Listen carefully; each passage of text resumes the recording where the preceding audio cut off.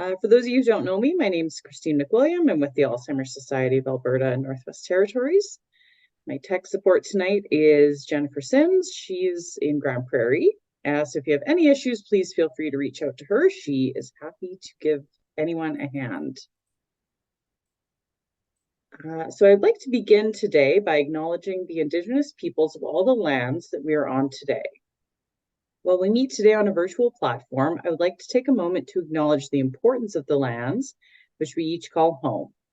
We do this to reaffirm our commitment and responsibility in improving relationships between nations and to improving our own understanding of local Indigenous peoples and their cultures. From coast to coast to coast, we acknowledge the ancestral and unceded territory of all the Inuit, Métis, and First Nation people that call this land home, and endeavor to move forward in a spirit of reconciliation and collaboration. So, as always, some of our staff are still working remotely. Some are open part-time, some are open full-time. So if you need our services, please feel free to call our toll-free number, and I will get Jen to pop that into the chat here momentarily, how you can get a hold of us. Thank you once again I realize this time of year is tough for people. It's a busy month, Christmas, everyone's kind of running around doing this and that. So thank you very much for joining us this evening. This is our last webinar of of 2023. We will be going on a little bit of a brief break in the new year. But same thing, if you do need our services, please reach out to our toll-free number and we'll get you connected to our hybrid support groups, our virtual support groups, our in-person support groups, any way that if you need or needing to fill the gap of these webinars, please feel free to reach out to us and we will get you connected in the right way possible.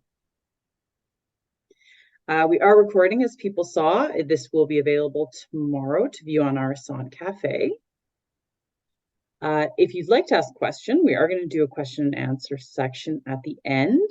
If you'd like to use your microphone, please just raise your hand in the reaction section, or even if you're not too sure how to use that portion, hold up a physical hand.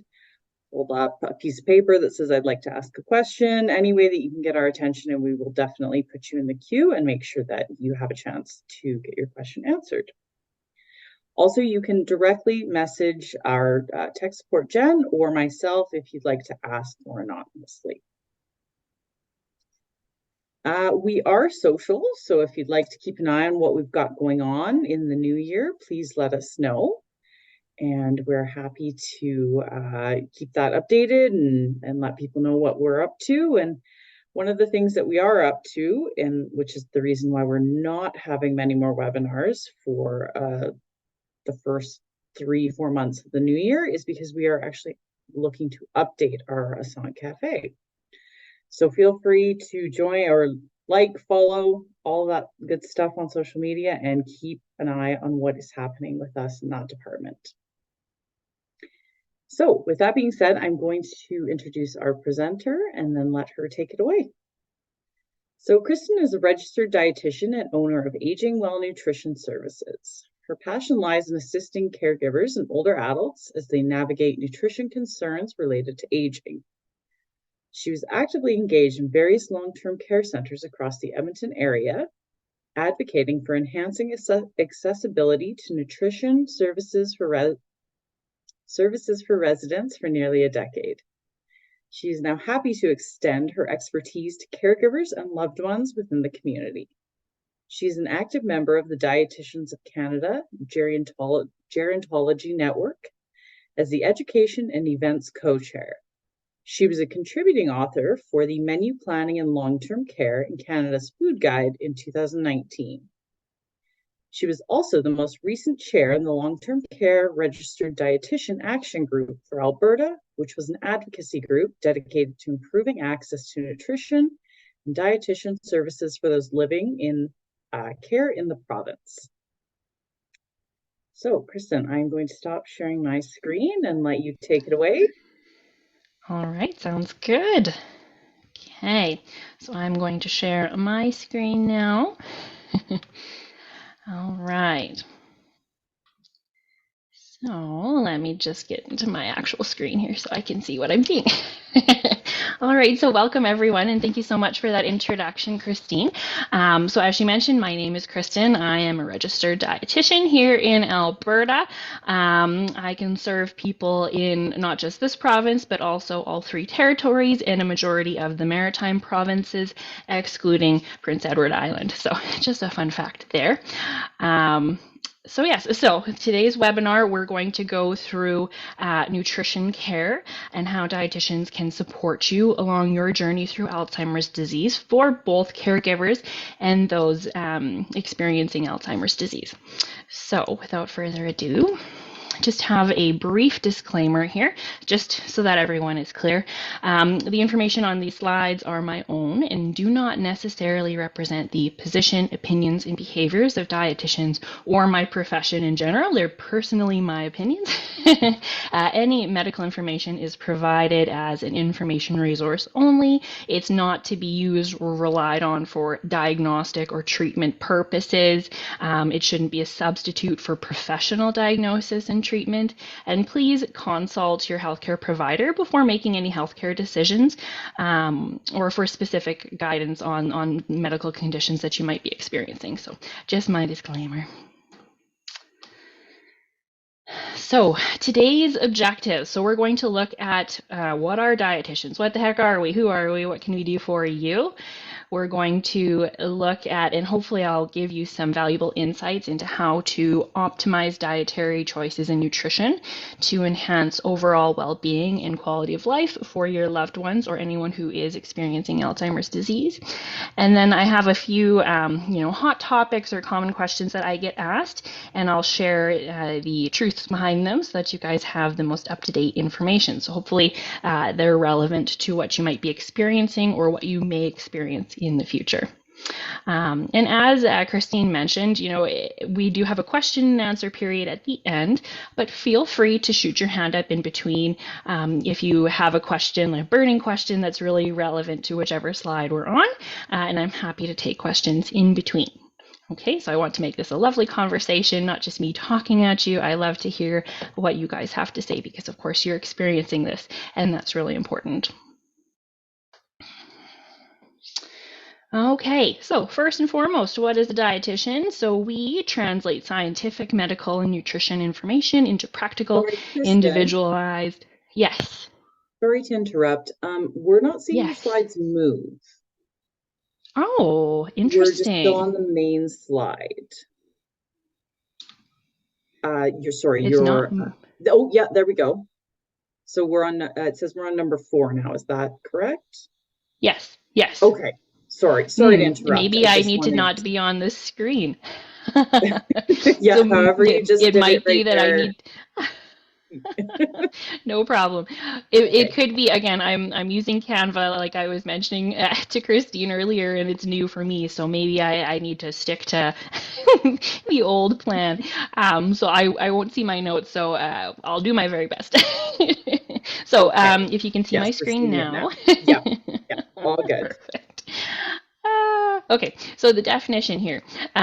So yes, we take all of the current evidence and research that we can, and then we translate it into useful practical recommendations for the general population.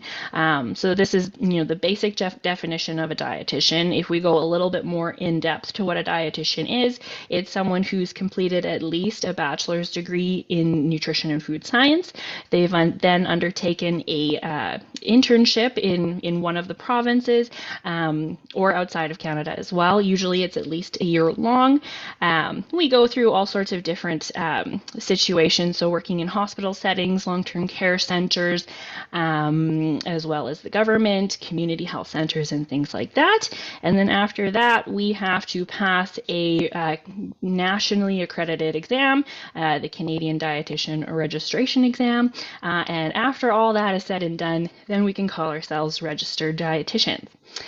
In the province of Alberta, the term nutritionist is also a protected term. So it is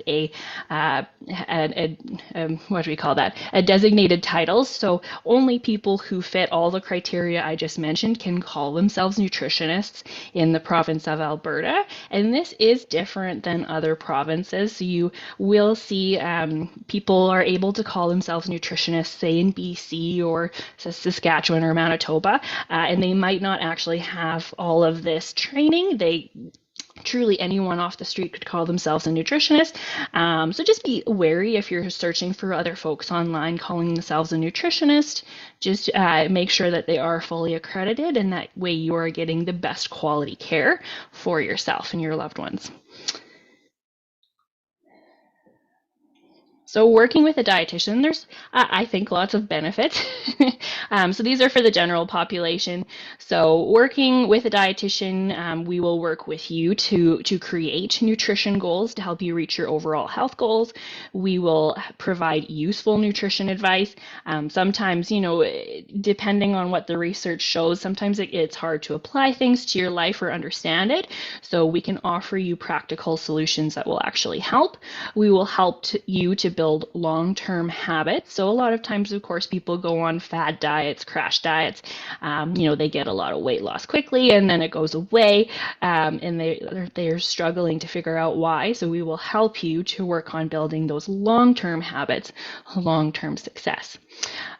We will consider your current lifestyle and build from there. So lots of folks I might meet, they think that I'll tell them to stop eating X, Y, and Z, and they won't really think that I'll take into consideration what their current lifestyle is and where they're starting from. But it's very important for us working with you to get the best benefit to consider what you're actually going through at the moment and how we can, tweak things ever so slightly to get you to where you need to go. And finally, we can also refer you to other healthcare professionals if needed. So when working with someone with Alzheimer's disease, the people that I might refer you to most often would be a speech language pathologist, an occupational therapist, a pharmacist, most often, and then a physiotherapist would be another professional that we would refer you to. This would help with us making sure that the whole umbrella of health is taken care of, because of course, as nutrition professionals, we have one scope of practice and we can't help you with absolutely everything, so we do have to refer out as needed. So these are some of the benefits of working with a dietitian to be of help to you. So you might be wondering how you can find a dietitian in this province, and it's quite interesting right now with the transition, of course, the most recent transition with our healthcare system and how things are changing with AHS. So right now, as it stands, if you're wanting to see a dietitian for free, because of course we're under a universal healthcare plan, the best way to do this is to talk to your doctor or your loved one's doctor about getting a referral to a dietitian. Your doctor will then put that referral into the primary care network, whichever one is closest to where you live, and then you will be referred to the dietitian there, and you can see that dietitian for free. So that's one option. The other free option is if you are actually admitted to a hospital or a client of home care, you have access to dietitians through the hospital system. So those are all the free sources. HealthLink Alberta also has a dietitian on call. So if you called 811, you could ask that dietitian some general questions, but they might not be able to give you very specific answers. So those are all of the free options if you're wanting to see a dietitian. Unfortunately, we in AHS, you used to be able to see a dietitian as an outpatient through the different hospitals, but I know specifically in the Edmonton region, at least, that's no longer the case. And depending on where you're living, some of the primary care networks do not have a dietitian, so that might not be an option either. So you'll have to check and see. Where I am in Spruce Grove, my primary care network does not have a dietitian, so many of the clinics can hire their own, and you might be able to see a dietitian through your clinic, but it all depends. So the other option is if you're willing to pay, or if you have employee health benefits or a health spending account, you can see a dietitian privately. So of course, dietitian services are covered under most employee health benefit plans. If we're looking at Seniors Blue Cross, most often it's not covered, unfortunately, which is a real shame. I think it limits access to what you guys really deserve. But if you are willing to pay, private practice dietitians are available all around the province, wherever you might be living. So you can find them through 3 different websites in particular. Dietitiandirectory.com is a local website developed by a dietitian in Calgary. Most dietitians that are on a private practice mode are available through there. Dietitians of Canada, there is a Find a Dietitian service. It's a little wonky to work with, but you can find dietitians specifically to Alberta. And then the College of Dietitians of Alberta also has a Find a Dietitian directory. They have one that you can find literally all the dietitians that work in the province, and then there is a separate search function for specifically private practice dietitians. So that's how you can find us. It's kind of like trying to find a needle in a haystack. We're everywhere but nowhere all at the same time. So there are some different ways to find us if you need our assistance, for sure.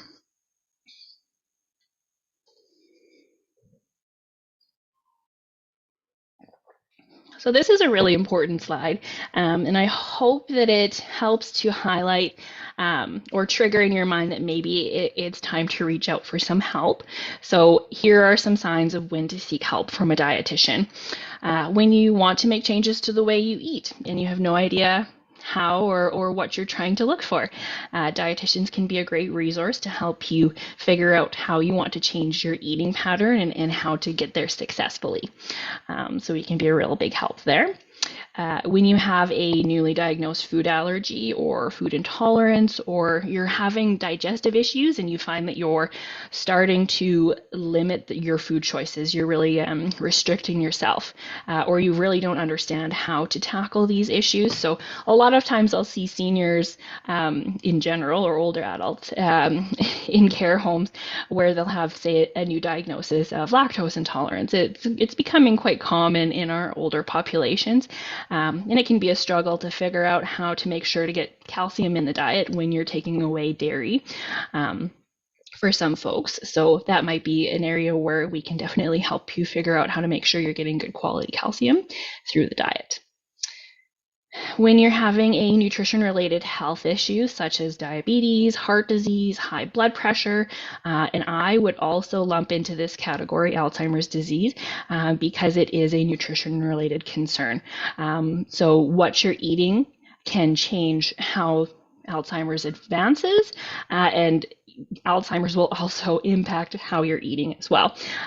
So it's definitely a great place to have a dietitian involved so that you can, get an eagle's eye view of what's going on with you or your loved one, and see if there's anywhere we can help and provide nutrition in a way that's practical and realistic.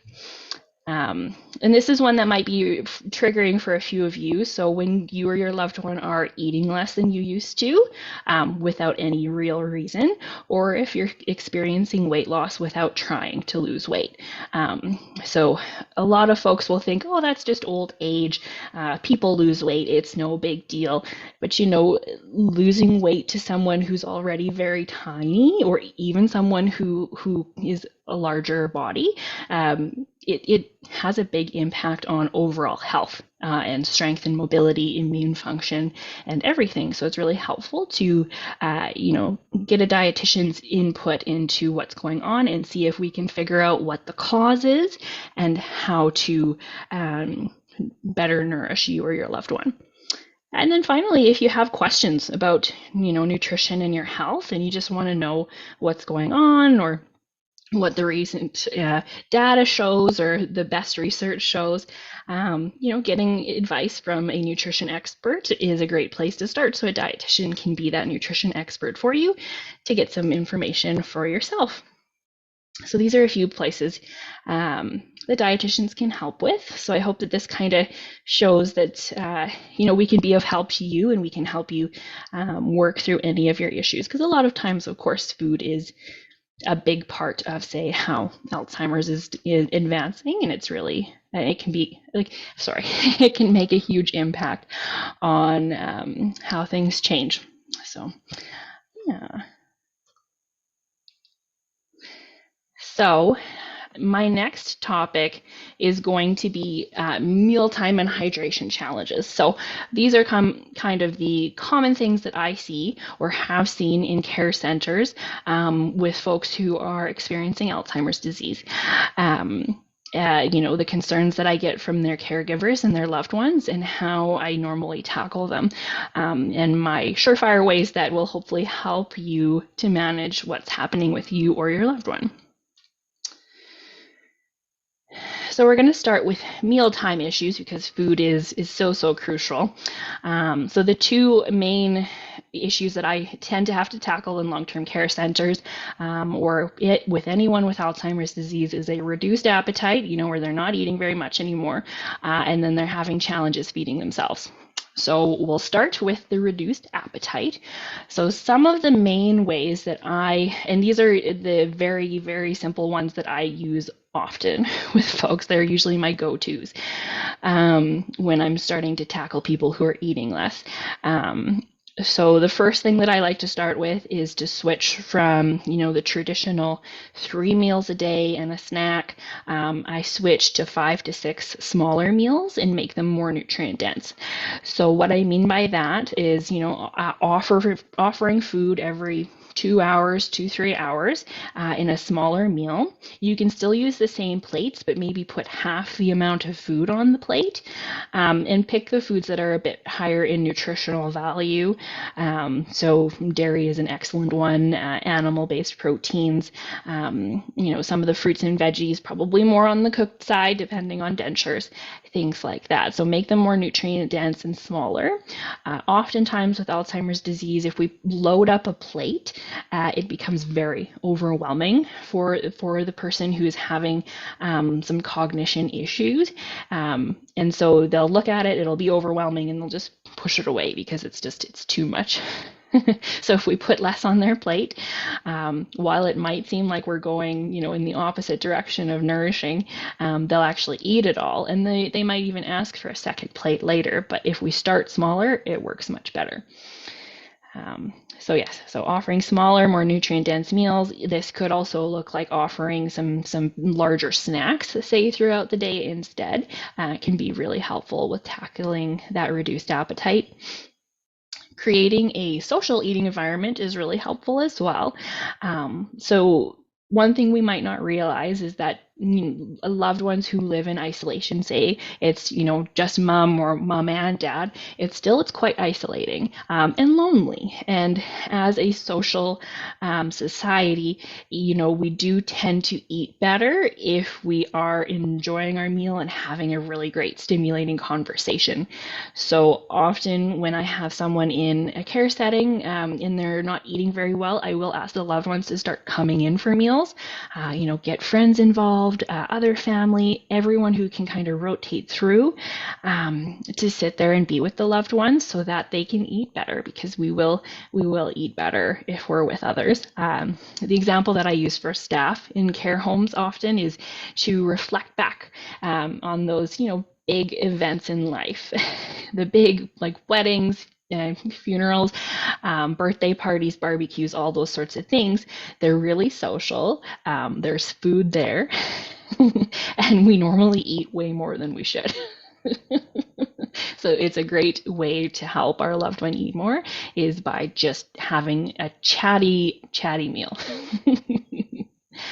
And then my final suggestion that I normally give to caregivers and loved ones is to use those favorite and nostalgic recipes. So now this might go against most dietitians, what they think, but food is only nourishing if it's actually eaten. So I could suggest kale and fruits and vegetables, quinoa, all that jazz to older adults all day long. I really could. But if they're not going to eat it, what would be the point? So it's not nourishing unless it's actually eaten. So it's much better for my clients and anyone in care settings that if someone's not eating very well, to start introducing those foods that they love, absolutely love, and those recipes that are the classics that they've always made, always enjoyed, that kind of bring them back and they can reminisce, right? Because food contains memories, those tastes, they have memories. And it can be really helpful, particularly because, of course, Alzheimer's disease affects mostly short-term memory, not necessarily those long-term memories that we have had for 80 years or so. So favorite recipes and nostalgic recipes really help. This is when I start talking to families about, hey, Dad loves A&W, loves the burger and fries. Bring it in. Let's see if it helps him eat better, that sort of thing. It is nourishing because it will contain some great calories for sure. It will have some protein to it. And that's what we're looking for in that moment. So these are my top 3 tips that I will suggest to families. And from there, you can most certainly work with your healthcare provider to see if, these aren't working. Maybe we need to look at oral nutrition supplements like Ensure or Boost, things like that. But these are great ways to try and help. And then in the feeding challenge way, this is really big too. So as Alzheimer's progresses, we do have that regression, right? They're kind of forgetting how to do some of those basic things that they used, like say using utensils with eating. So it becomes a big barrier to making sure that someone is nourished, because we like to do things ourselves. So that's my very first tip, is encourage independence for as long as possible. Because again, we like to be independent. We don't like people doing things for us. It's human nature. We don't want someone spoon feeding us when we're a full grown adult who's had an entire life. We want to be independent. So if you can encourage independence in your loved one or in yourself for as long as possible, really, really helpful. So you can start to adapt things to help, and this can be really, really helpful. Sorry, I'm just looking at a question. I missed one. A question here from the audience. So sorry. So does lack of appetite fit into your scope of practice? Yes, it definitely does. And I'm hoping that this slide has helped answer that question. I'll try and better answer the questions when they pop up. Sorry about that. Just one second.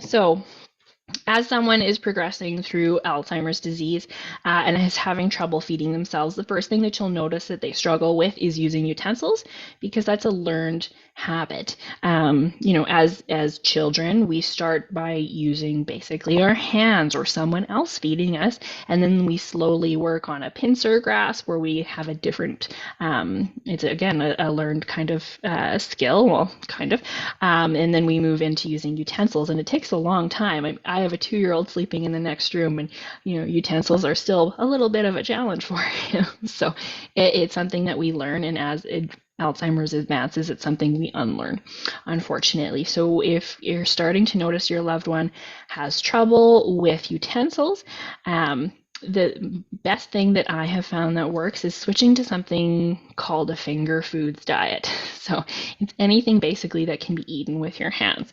It's easy to grab and pick up. Doesn't matter if it's overly messy, but things that are less messy definitely will be better for someone in a quality of life standpoint. So easy things that you can pick up and use with your hands. For soups and say cereals, I would put them into mugs so they can just sip on them and make life a little bit easier, because usually they can still hold a cup a lot longer than they can use utensils. Just seeing another question. What role does diet play in preventing or managing Alzheimer's disease? Great question, and that's coming up in 3 slides. So I will answer that later. If your loved one is no longer able to really use the finger foods and they still need some help, what I would suggest next, instead of spoon feeding someone, is to use hand over hand guidance. So that's where they might still be holding the food or the utensil, and you can just guide their hand to their mouth or the cup to their mouth. So they're still part of the eating task, but they still feel involved, but you're helping them. If at the end you do have to help your loved one and you are required to feed them entirely, all I would suggest is going slow and steady, because they can no longer control the amount of food or drink that's going into their mouths. It's kind of overwhelming and it puts people at risk for choking. So you go nice and slow. Make sure that they're chewing, then swallowing, and then you offer the next food or drink. Give tiny sips, go nice and slow. Very, very important. And then if you're noticing that you're having these issues with your loved one or yourself where you're having trouble eating, make sure you talk to your doctor, let them know that this is happening, and then ask for a referral to an occupational therapist. So occupational therapists can be very helpful in everything activities to daily living, right? You've probably talked to them about, adding grab bars to showers and raised toilet seats and things like that. But eating is a big part of their job as well. And so they can look and see if there's tools that might be necessary or other methods that might help your loved one eat better. So they can be very, very helpful. And then just some tips for hydration. So I know hydration is a really big concern for a lot of caregivers and anyone experiencing Alzheimer's disease. So this is why I have this slide here. So one thing to note is that as we age in general, our sensation for thirst does decline. So you will see folks just not even recognizing when they're thirsty. So my very first tip here is just to encourage intake of fluids all the time. Basically. So every time you're with your loved one, just ask them, "No, are you thirsty? Do you want a drink?" Every single time you see them, just offer, because they might even be like, "Oh yeah, I am thirsty." They might just have that as a nice trigger. Even me talking about water right now, right? It makes me want to drink my water. The other thing to consider is lots of folks will think that they have to push water. It's always water, but all fluid counts when it comes to hydration. And a fluid is anything that is liquid at room temperature. So again, for my clients in long-term care settings, when they first get admitted, I do ask them what sort of drinks they like, and I'm going to use that to my benefit. And there's, of course. So, for my little ladies, typically they love their coffee, right? My own grandmother loves her coffee. So perfect. It's a fluid. I'm just going to switch them to a decaf coffee and they can drink coffee all day long. Totally fine. It's hydrating when it's, the caffeinated coffee will be hydrating up to like 2 or 3 cups. And then after that, you should probably switch to a decaf. And overall for sleep in general, probably a decaf would be helpful.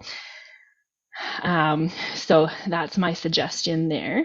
Oh, Cheryl just put in the chat, 0 alcohol wine. Cheryl also is a dietitian. Hi, Cheryl. Next part is there's lots of foods that are also quite hydrating and almost entirely water. So think jellos, puddings, ice creams, fruits like watermelon and grapes, applesauces, yogurt, soups. So you can include these throughout the day if your loved one's struggling to stay hydrated, and feel confident that they're getting some fluids into them. The next piece is flavored water. So perhaps some of you know this, of course, because you're dealing with your loved one, but particularly for people who lived through the Great Depression, during that stage, oftentimes the water source that people had was not safe.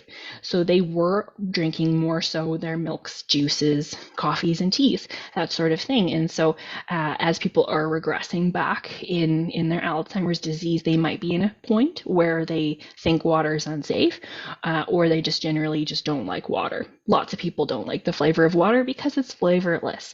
So my suggestion here is you can flavor water, give it a flavor, a little bit of color, and it might help people enjoy it a bit better. So there's lots of different recipes out there. If you're wanting to look for them, I would kind of Google the words spa water is what you'd probably be looking for. But this could be using lemon and lime slices. Apple slices with a cinnamon stick is really tasty in water. Berries with mint, fresh mint leaves, fresh rosemary with ginger, things like that. Let the mixture sit in the fridge overnight to maximize the flavor, and it tastes much better than just plain old water. And you don't really have to worry about, say, adding sugar or things like that if you're concerned about sugar. It's just water, it's just flavored water. And then my last suggestion is a couple different ways to get reminders. It's something that I tell even my younger clients as well. You can use a water bottle with reminders. So you can purchase them online quite easily, and they'll have reminders all along the side of the water bottle, like you drink this much by 8 a.m., 10 a.m., so on and so forth, and it'll give little words of encouragement throughout the day. And that can be a good trigger for someone who's not in your care 24/7, and for anyone in general. It can be really good because you'll see, oh, it's 10 o'clock, I should have another drink of water, get to my next line, and then you can kind of remember that way. Another way, depending on folks who are tech savvy or not, or have a cell phone that you can program it in, there's different apps that you can use as a drinking reminder. So one that I recommend to clients often, and I have no affiliation, I don't get any money from them, it's just one that I think is really fun, is called Water Llama. So just like the animal llama, Water Llama. So what you end up doing is you can plug in how much fluid you've had through the day, and you fill up the llama till you hit your goal. And it's going to send you little notifications every 2 hours, encouraging you to drink more and showing the benefits of drinking more. So that can be really helpful. So these are my tips for encouraging hydration, because it's such a tricky spot for people in general. No one's really drinking enough water, so these tips really do help. Okay, is very cold water harmful in any way? That's the question being asked right now. I would say no, it's not harmful. I remember that they used to do some research way back when in regard to sport nutrition and the difference in water temperatures impacting athletes, but there's nothing to say that it's harmful for seniors or anyone experiencing Alzheimer's disease in that regard. If it's what people enjoy and will drink more of, then that's the best way to go. I know me personally, lukewarm temperature water, room temperature water is just not my thing. It has to be cold, very cold. So if it will get people to drink more, absolutely fine.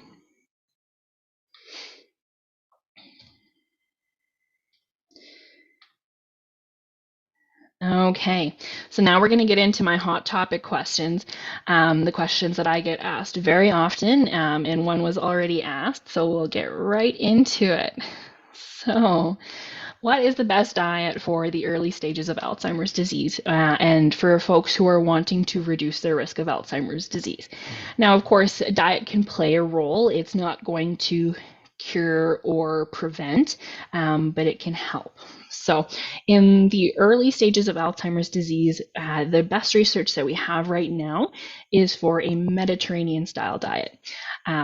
So that's the best one, and you will find that in the landmark study that the Alzheimer's Society put through, and many papers have been published on this. It's showing some good research and some positive signs. So for those wondering what a Mediterranean style diet includes, it's mostly, a big intake of vegetables and fruits, fish, legumes, beans, like our chickpeas, lentils, kidney beans, those sorts of things, and nuts and seeds, a very decent amount of olive oil, and then alcohol in moderation. So lots of folks will think perhaps that the Mediterranean diet has a heavy emphasis on the wine, but that's not the case. It's only in moderation. And the Mediterranean diet also has a limited amount of dairy as well as red meats in the diet. Just looking at the question. Yes, thank you. So it's been posted about living with dementia and the healthy diet in the chat if anyone's looking for that particular link there. So yes, so this is showing the best signs in early stages of dementia to slow the progression of the disease, as well as minimizing the risk of developing for those who maybe are at higher risk. Someone's asking, what if you really don't like fish? Lots of folks don't. So it's very common. So I would still focus more so on any other meats. So we're going to try and limit the amount of red meats. Chicken would still be quite fine, but you'd probably want to focus a little more heavily on plant-based. So say, your beans, lentils, chickpeas, soy products as well, like tofu and edamame, would also be quite helpful.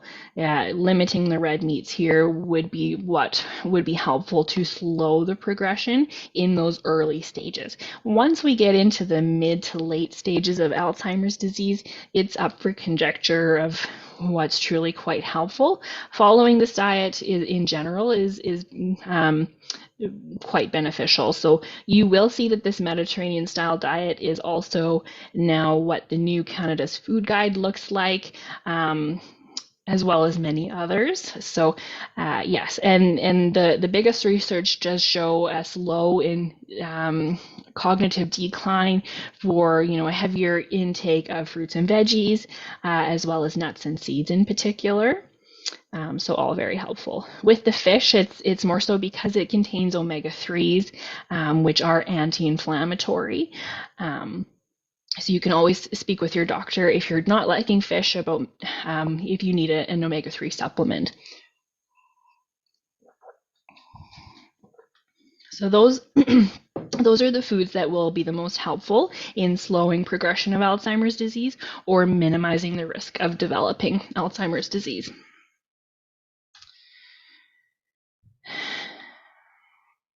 My next question. So this is common for folks in care settings or people admitted to hospital.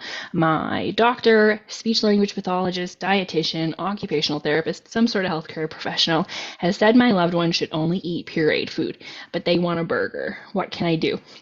Very, very common question. So you are not alone if this is something that you're experiencing. And this is also a really great topic to talk to your loved one about in those early stages. Food is such a pivotal point in our life, and role, I should say. It's just a part of everything. And so we do want to acknowledge that Alzheimer's disease is going to change our relationship with food.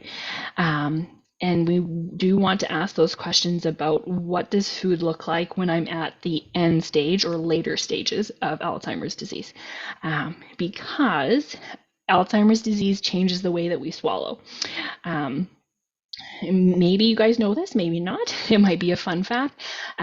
Swallowing, the process of swallowing is primarily a nervous system function. It's primarily controlled by our brain. And of course, as the brain deteriorates or changes with Alzheimer's disease, our ability to swallow changes. So you will notice lots of healthcare professionals using food and modifying it to help protect your loved one. And I'll go through why. So since our brain is going to be impacted by Alzheimer's disease, and this is going to change our ability to swallow, what really ends up happening is that it changes, perhaps how we're chewing and that motion, because sometimes we can't quite coordinate the change from chewing to pushing the food to the back of the throat and then swallowing, or the involuntary process portion of swallowing that is after we've pushed it to the back of our throat and then swallowed, we have no control over. That's completely, entirely brain reaction. So for folks with Alzheimer's disease and that's impacted, it can put people at risk for choking primarily. And the other portion is it puts people at risk for pneumonia, a very specific type of pneumonia called aspiration pneumonia. So what this is, unfortunately, is when we inhale food or drink and it goes into our lungs instead of down our esophagus because the brain couldn't control things and it couldn't protect the airway in time when people are swallowing. So to prevent or try and minimize that risk of getting pneumonia or choking, because of course either one could put someone in a hospital or could inadvertently cause someone to pass away. Our healthcare teams will be very much safety oriented and they will use food and modify it to protect your loved ones. That's the only reason. We understand that pureed foods look awful often. There's no texture and the flavor might be off. We know that those are some of the downsides, but of course it protects against the big downside that could be someone choking or getting pneumonia. So that's why we do that, just as an understanding for folks of why we do that. We're not trying to cause anyone harm, we're trying to protect people. That being said, when it comes to food choices, you have a choice. So you and your loved one have a choice. So as healthcare professionals, we will give you the safety option. We will tell you what will keep your loved one safe. We will do that. But you do have a second option to help your loved one from a quality of life perspective. And so this is where you can advocate for your loved one. So advocate to the healthcare team, the doctor, the dietitian, the OT, everybody. Tell them that they're not happy with the pureed diet. And that is okay because not many people are. So let them know. And here you can talk about something called eating at risk. It's something that your healthcare team might discuss as well. So what eating at risk is that we understand that someone might be safer eating, say, pureed foods or minced or whichever diet they suggest or thickened fluids, but we also know that they're wanting to put a higher emphasis on their quality of life. So you can talk to your healthcare team about this, your loved one's healthcare team, advocate and say, hey, we had this conversation 10 years ago. He never wanted to be on a pureed diet. She never wanted to be on thickened fluids. They never wanted to do X, Y, Z. And tell them that and say, what are my options? Like, is there a way that I can give them the foods that they love in a safe way? And your healthcare team can definitely modify things or, do some little adaptations to help meet your request. So you can talk about, say a managed risk agreement is very common in long-term care settings and something that I was using quite regularly with folks because it was a way to acknowledge quality of life and also acknowledge where someone is. So, when it's coming to Alzheimer's disease, we can acknowledge that, they might have, we're more concerned with quality of life versus quantity of life. So you can talk to your healthcare team about, yes, I understand that there are risks. They might choke, they might get pneumonia, they might pass away. But I think my loved one would prefer to eat the food they loved to the bitter end instead of living longer on pureed foods. So as healthcare providers, we can help you with that, and different teams will offer you different choices to help you with meeting your loved one's quality of life requests. So when we tell you that your loved one's on a pureed diet, it's not the end of the world. Other things can happen, for sure. So someone's asking, my wife is now having difficulty timing the push of the trigger with inhaling when using her inhaler. Any suggestions? So it's not really a food question, but if she's having trouble with her inhaler, I know in long-term care settings, the nurses were often doing the trigger push for clients, and they had the little extra chamber on it to help out. So we always had nurses doing it for our clients. So that might be a way. Is just you can help your wife with your her inhaler. So yes, so ultimately, yeah, if someone's given a diet change by a healthcare professional, you can always advocate for your loved one that they want something different, and then work with the team to get to what you would like. So this isn't a final statement. Yes, it might be the safest thing, but there are ways around this to promote and encourage someone's quality of life, which can be much more important as Alzheimer's progresses. So my next question is a hot topic as well. Mom is refusing to eat or drink. Can I force her? So definitely a hot topic question, and one that I see so often. So the reason that I see this often, and I'm sure that you can all agree, is as Alzheimer's is advancing, or just in general as caregivers, food is one of those ways that we show we love someone. Making meals shows we care. Giving them the food they love shows how much we love them. And it's one of the things when loved ones are transitioning into the later stages of Alzheimer's, perhaps even end of life, where it feels like it's one of those last things that we can truly control. It's something that we can really, control in what we can do, right? We can't control that Alzheimer's is progressing. We can't control that they have lost function of their limbs and things like that, but we can still feed them. And so it feels like we're still providing care. So I can see why this is a real soft spot for folks, for sure. So with, say, mom refusing to eat or drink, can I force her? I would say it's not a great idea.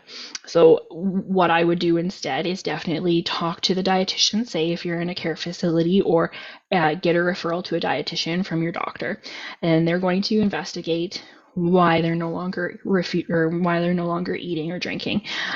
We can see if, hey, maybe her dentures aren't fitting really well and it's causing sores in her mouth, and so she's not wanting to eat because her mouth hurts.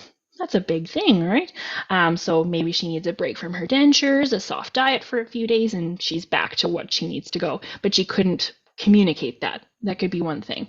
Perhaps mom's getting into a depression and not eating because of that depression, and we need to talk to the doctor to see if there's anything that we can do to help in that regard. I saw that very often and during the pandemic, those first stages of the pandemic, when we had, COVID outbreaks and clients were isolated to their rooms away from their families. I can think of one lady in particular who stopped eating. We had her on IV hydration with some sugar in it for probably a month, and then the antidepressants finally kicked in and she started eating again and completely rebounded. So it happens. So it's something to consider as well.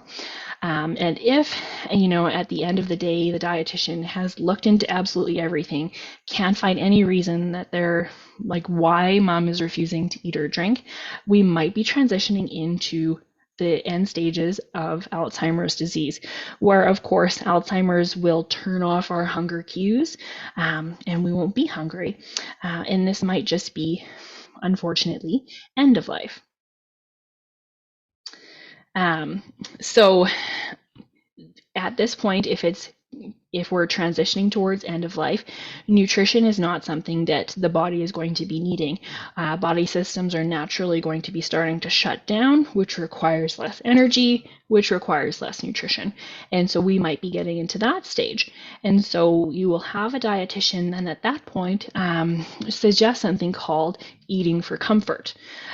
So we transition from eating for nutrition, eating for our health, eating to live, to eating purely out of a comfort standpoint. So I will suggest to families, hey, you can bring in all the foods that mom loves, all of the ones that she loves, offer them in tiny little bits, a teaspoon here, a tablespoon there.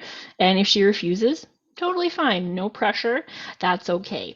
If she wants something, hey, that's nice. Like she will get some joy from it. It's all about joy at this point in time and comfort, because if we are transitioning to an end of life point, eating, one, it might be stressful for your loved one to have you offering food consistently or being worried that they're not eating enough. And two, if they're eating more than they need at the end of life, it can be very uncomfortable for the body in general.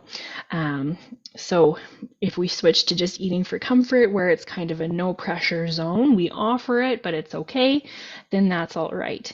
And if mom's still refusing to eat and she's not really taking anything, that's all right. Your job at that point as a caregiver is purely to provide comfort. So, maybe she needs a sip of water here and there to moisten the mouth up. Maybe, this is just a nice time to reminisce, tell stories, have a few laughs if possible, just be there in the moment. So take the pressure off of food and just be there for your loved one. It can be really, really helpful. With that. So these are a few ways that we can help. So ultimately, forcing anyone to eat, it is unhelpful, particularly for someone with Alzheimer's disease, because oftentimes it will be the condition itself that causes someone to stop eating. And so we have to remember that it's not, mom doing this to us, it's the condition doing it to her. So providing comfort is the best way to do this, and something that I suggest quite often as we're transitioning into those later stages of Alzheimer's and dementia.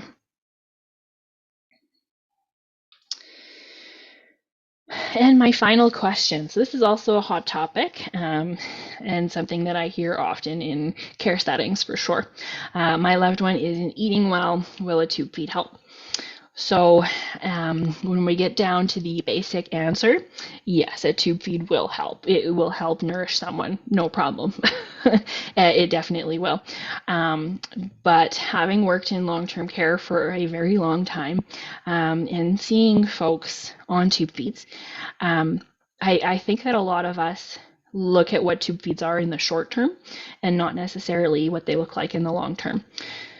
So this is why this is another area I would love for you all, either in the early stages of Alzheimer's disease yourself or as caregivers, having someone in the early stages to ask this question. If at some point we stop eating, will a tube feed help? So yes, it can. It will definitely nourish someone, but there are several downsides that need to be considered as well in the long term in particular. So with folks who are tube fed, oftentimes in long-term care settings, these people are then on tube feeds for years. Tube feeding will help add quite a few years to most people's lives, unfortunately. So for a lot of folks, this will look like they're being tube fed almost exclusively and not getting any food by mouth. So not eating, generally speaking.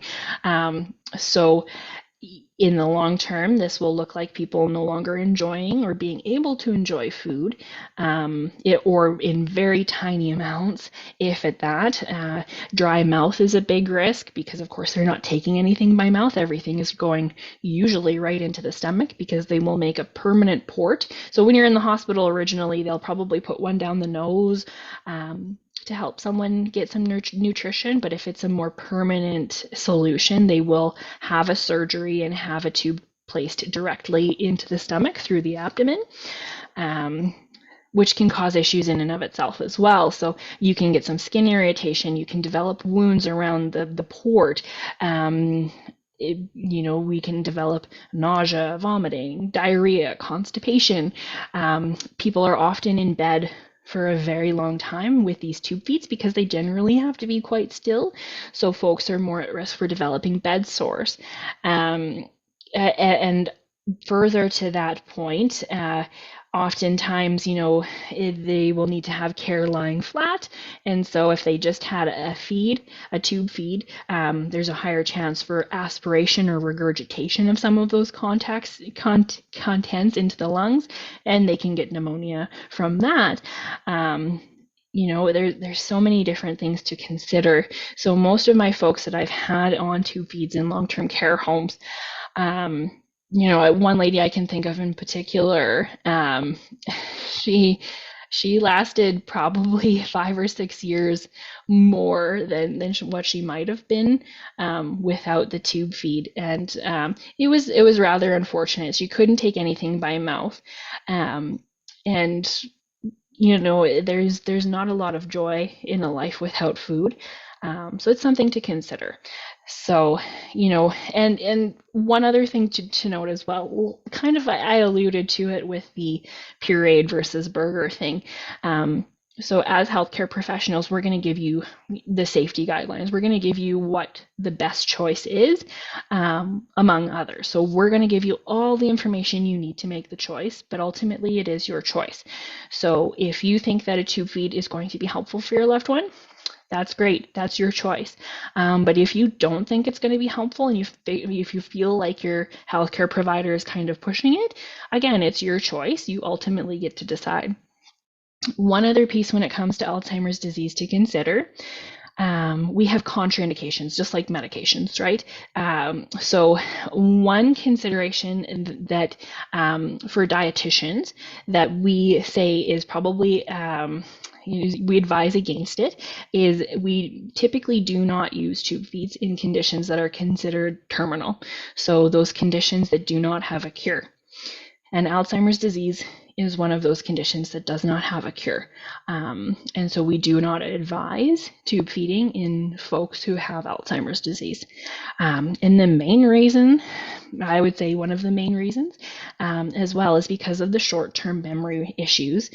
So often, I've seen this several times in clients, they'll have the tube feed inserted either through the nose or have gone through the surgery and had it placed, and they'll forget that they had this. They're thinking, why do I have this tube in me? And they're going to rip it out.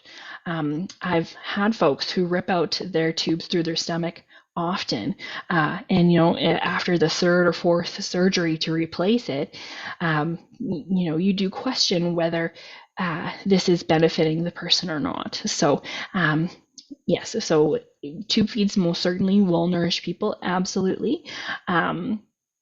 In the short term, they can be very helpful, but in the long term, there are a lot of downsides to tube feeding, most certainly. So a conversation I strongly suggest that you have with your loved one while they can still make those decisions, so that and have it in writing as well. Have this in the personal directive that your loved one or you have written. Have it written somewhere very specifically. I want to be tube fed when I can no longer eat, or I don't. Make sure that that's very clear, because that's a great way for us to use as supporting evidence when we're talking to the healthcare team.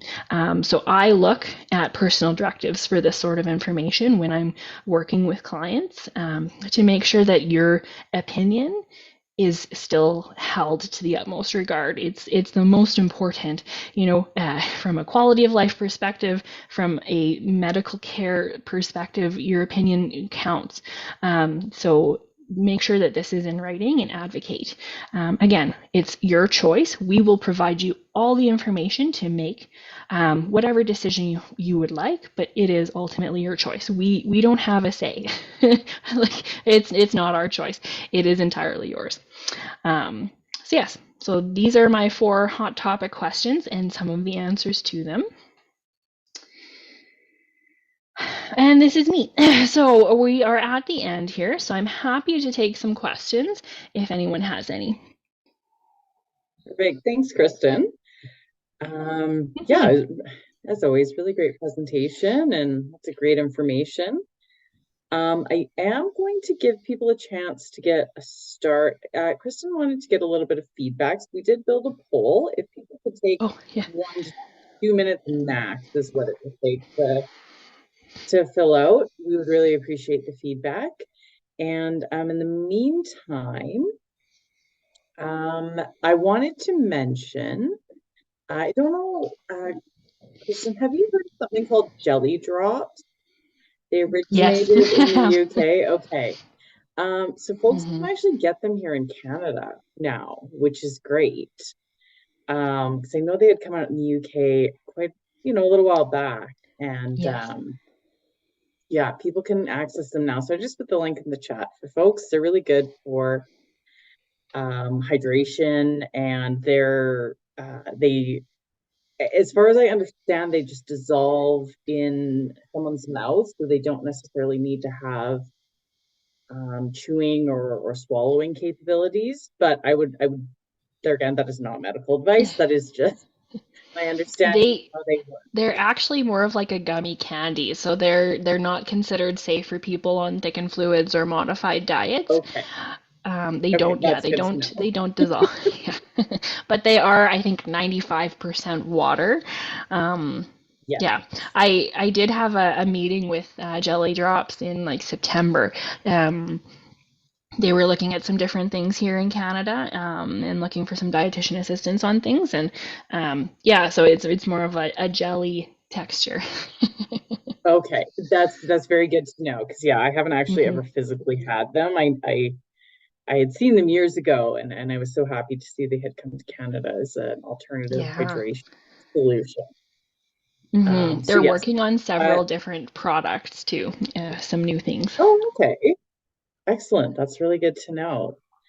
Hmm. Because, like, as you had mentioned in your presentation, it is hard. It's hard sometimes for older adults to hydrate properly, just for various reasons, and especially if someone's living with dementia. So, yeah. Um, I feel like you answered the majority of the questions. I do see someone has asked if the appetite has decreased. How long can you live on Ensure? Are there other drinks that are better than Ensure? Hmm. So the first question, can you live on Ensure? Yes, absolutely. I've had lots of clients in long-term care settings where they've lived for years and years and years on Ensure alone. It is a nutritionally complete, basically it's a meal replacement drink.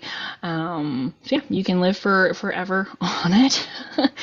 It's probably not the most ideal, but you definitely can. As for are there drinks better than Ensure, it depends. So my way of thinking of it is I like to use a variety of supplements. I'm not, bound to one. I don't ever like to do that. But there are some that might be better than others. So first and foremost, just consider which ones your loved one likes to drink. Because if that's all they're going to drink, you want to make sure that they're not going to, like we call it taste fatigue, where they just burn out on the flavor because it's the same all the time. We don't want people to get bored if they're going to live off of this.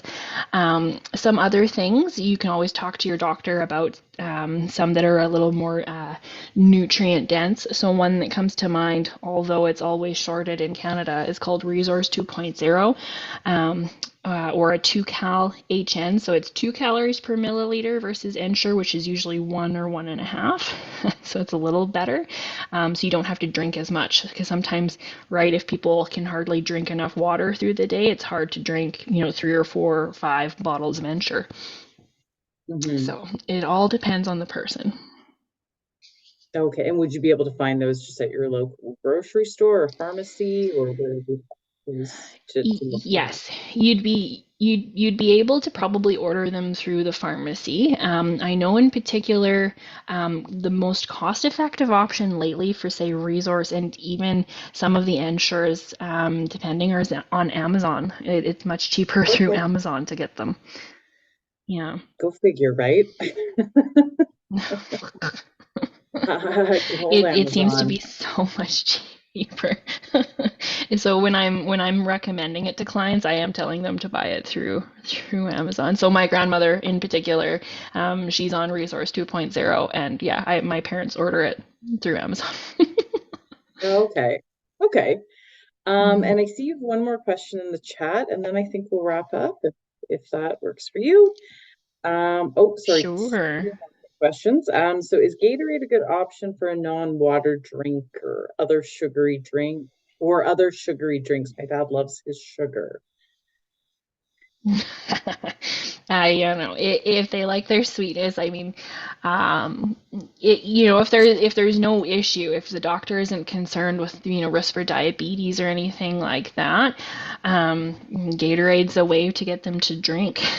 So, if Hmm. you're concerned about sugar intake, right? If there is a risk for diabetes, or if they do have full blown diabetes and their sugars are just off the charts with Gatorade, you can most certainly switch it to maybe like a what are those, G2 or GO, where they're a little Hmm. more sugar free but still have the sweetness factor. Yeah. You can always do that instead.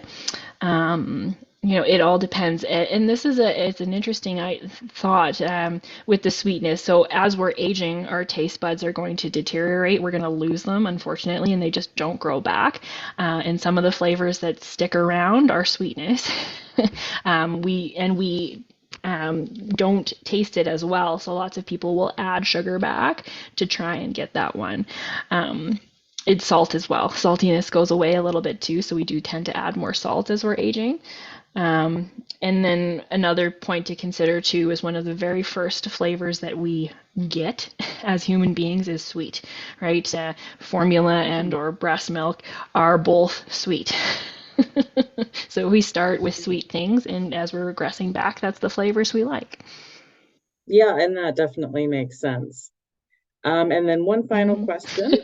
Dietitians recommend supplements like lion's mane or methylene blue. Not sure if you know what either of those Methylene are. M, methylene blue. Sorry, let me just grab it here. No, we don't normally recommend any of the herbal supplements really. Those are things you can definitely talk to a pharmacist about, and they might have a better idea on those things. Yeah, generally you'll find dietitians. We recommend food. We're all about food. Um, and for folks, who aren't eating very well, we might recommend, say, a multivitamin or something like that, just to kind of cover them. Mhm. But it all depends on the person. So yeah, if you're ever curious about these sorts of things, you can most certainly ask a pharmacist, and they'll know. They'll know for sure. Yeah, and you know what? I think that's a great place to park things, and just a reminder as well too that if people have any further questions, always seek out, Hmm. a further opinion or a medical opinion Hmm. from your doctor, your physician, your pharmacist. Chris, that's Yep, not to say that you don't have some really great information this evening, but I always like to have that disclaimer of just course. in case. Yeah, and there again, you had mentioned that in the beginning as well, so Yeah, thank you for that. Yeah, just yes, always people are always free to explore what they feel like is a good choice for them. absolutely. Yeah. Okay, well, with that being said, I have wrapped up the poll. I've got your results for you, and you and I can discuss that Perfect. after. And yeah, thank you everyone for joining us this evening. And Kristen, probably great information. And You're very welcome. happy holidays, everyone. Have a safe Christmas season, and we will be back in the new year, so keep an eye on your emails, and people will be getting information about what that looks like in the future for us. Sounds good. Thank you so much, everyone, for having me. It was such a pleasure to talk to you all.